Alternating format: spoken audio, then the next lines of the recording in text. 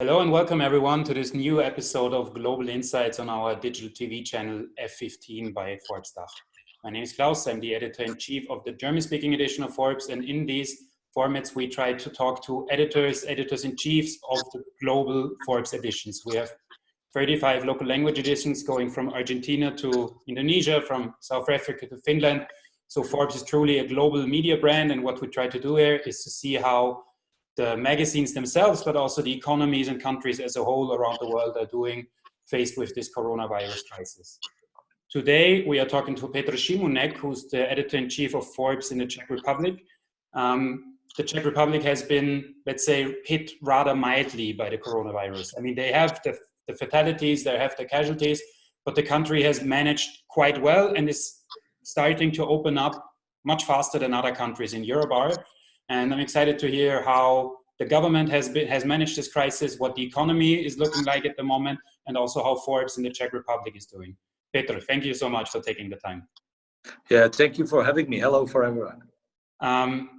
As I said, I mean, obviously no one is completely exempt from the damages, but I checked the numbers yesterday and the Czech Republic has had about 8,000 cases, a bit more, and let's say 280, 300 deaths, something like that. So looking at other countries also in comparison to the population size, this is, let's say, a rather mild development. How have you experienced the coronavirus? How has the country done? And what's the atmosphere in the Czech Republic at the moment like?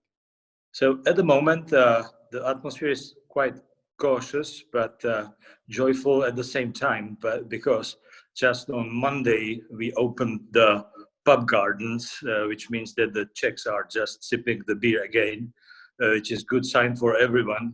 As you said, the effect of corona crisis is rather mild for our country. We have over 8,000 cases so far, about 250 casualties. So that's not so bad, and it's slowing down. So everybody is now just a little bit cautious how the development will be in the next days and next weeks. So far, I think that every government is criticized by what it's doing or not doing. I have to say and admit that the Czech government was doing pretty well in this. We were one of the first countries to close down, to lock down everything. It went very fast, and thus we are also able to open very fast. The Czech Republic stood out also in its measures. You said they closed down very early, but there was still, for society, for people, some things that were allowed. For example, working outside, still going outside. In other countries, Spain or Italy, this was permitted completely. Austria was in between. Do you think this was sensible given the scope of the country and also to keep the balance of let's say, mental health and well-being of the society? That's a good question. Seeing the numbers, I would say yes, it was well done. And we had this measure, which was not that severe, as you said, in France or in Spain. But at the same time, we were obliged to wear the face mask all the time from the 13th of March until now. And we will have to do it for next 2 weeks at least. So this combination, the lockdown was, we were in home offices, everyone was in the home office, but you could go for a small walk or for a workout really after 1 or 2 weeks of the lockdown. How, I mean, there was still a lockdown, it was 6-7 weeks. How has the Czech economy been doing? How heavily has it been hit by this still stand of economic activity? You know, this is the most important question and we don't know yet. There are estimates that the GDP will go down by 5 to 7%, but it might be less, it might be more. Czech economy is very export oriented. So our connection to the other countries in Europe and in the world is extreme. And there are two sectors that they are hit really severely. First, it's the automotive industry and the suppliers, because nobody knows how people will buy the new cars. Will they or will they not? Nobody really knows. And the second sector is tourism and the gastro sector. As you can imagine, and it will be probably very similar in Austria, Prague itself welcomes about 8 million tourists every year. And now you don't see them. They are not here, which is good for me as a citizen of Prague. I live nearby the Prague Castle, and it's a paradise now for me without the tourists. But for the guys with the pubs and hotels, which are empty, it's really devastating. Mm. I mean, you mentioned before also that pubs are slowly opening now. So just restaurant activity is coming back up. Do you, and also freedom of movement inside the Czech Republic is being lifted. But do you see this happening, open borders anytime soon this year still? What do you think about the Czech Republic opening up their borders to European Union, for example? I hope and I believe it will go very fast, rather faster than not. I think that in 1 or 2 months we can open the borders at least to neighborhood countries as Austria or Slovakia or Germany. There are talks about this to do it in middle of June, and I think it will go faster. We are very sensitive to closed borders.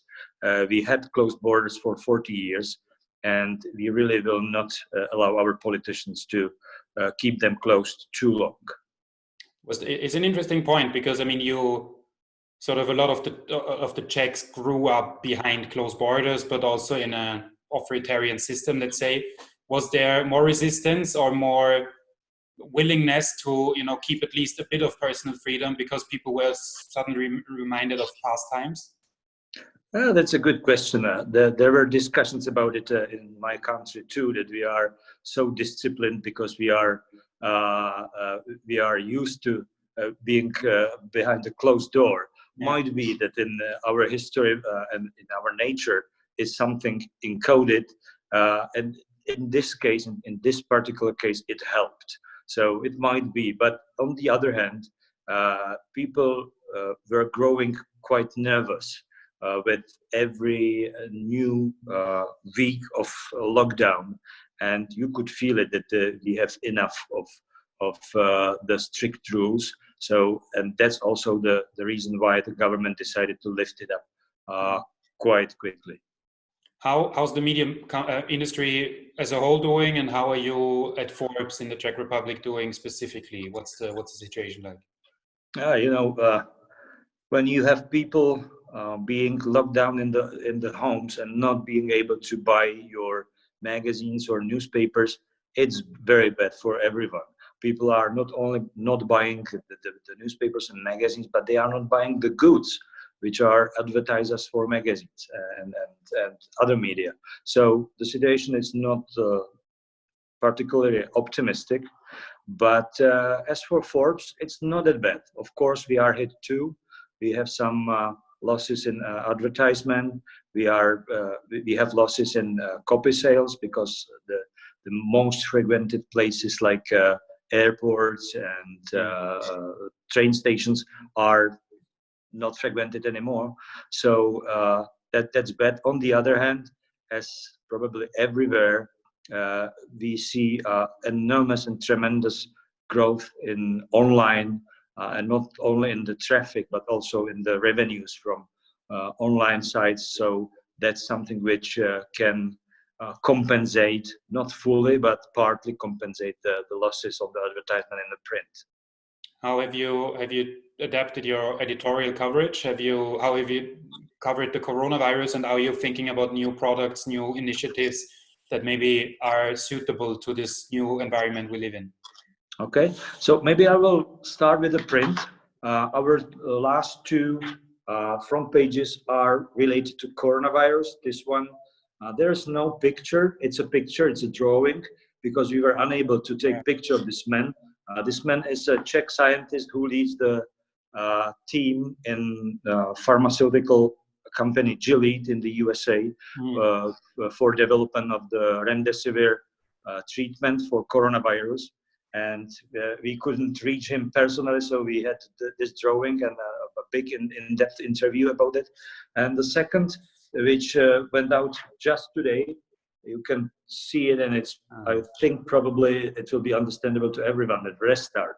So we are writing about how different sectors of the economy and businesses are preparing for the restart. So that's the printed section. As for the web section or digital section, we have right now about 11 to 12 articles every day on different digital platforms, which is twice as much as before the corona crisis, which leads to enormous growth in the traffic. We have over 1.3 million people every month on the page, which is really big. And we were also forced to do something which we were preparing for ages, but were unable to do it. Online discussions, online education, and things like this. Just as today, we will start our new project called Business Class, where people might be lectured by people who appeared on the front page of our magazine. Do you feel that looking at your own company and Forbes, but also about economy in the Czech Republic and maybe globally, that these new digital initiatives have been just accelerated because of the situation that would have never been possible before? And how do you think this will influence the economy, Czech entrepreneurs in the future? Definitely, yes. I think it's a big chance for just speeding up the whole digital development. For example, today I will be interviewing a guy who runs a company called rohlik.cz, which is home food and groceries delivery. And they are growing not double digits, but 3 times as much. So 100% up, and have, I don't know, 50,000 customers in Prague and in the rest of the Czech Republic. And they are speeding up the development very fast. And we can see this in many other sectors too. There is a very special group of Czech entrepreneurs in the digital sector, which is called COVID-19.cz.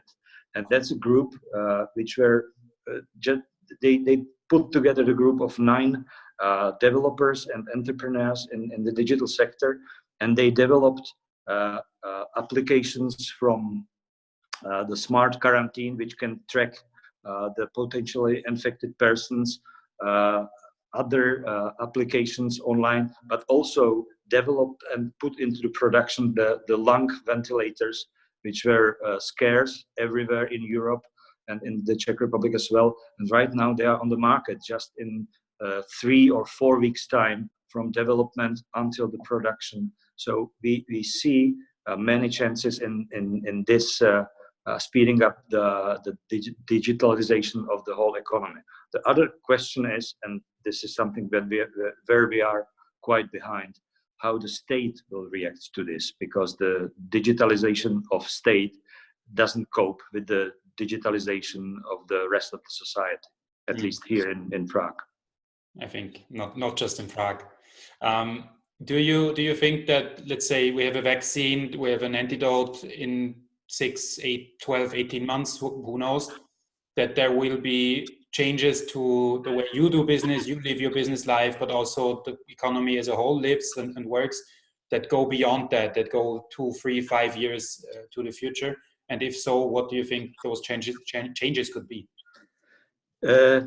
This is something what we will see in few months, and I am not able to answer the question right now. But what I see, definitely we at Forbes will use much more home office than we thought about it ever before. You know, we were about to move to other premises, to other offices. And right now we know that the new offices will look completely different to those we have right now, and they will be probably smaller and cheaper than they are now. So that will be one of the changes. And this change can lead also, not only in the case of our magazine, but globally and generally, to a little bit better work-life balance. What I can see on my colleagues, despite the quarantine, some of them look really happier because they don't have to see my face every day, and that was a good thing for them. Petr, thank you so much for your time and your insights. Děkujem. We hope to welcome you soon in Vienna or be able to make the trip to Prague. Good luck with the business class and hope to speak soon. Thank you very much and auf Wiedersehen.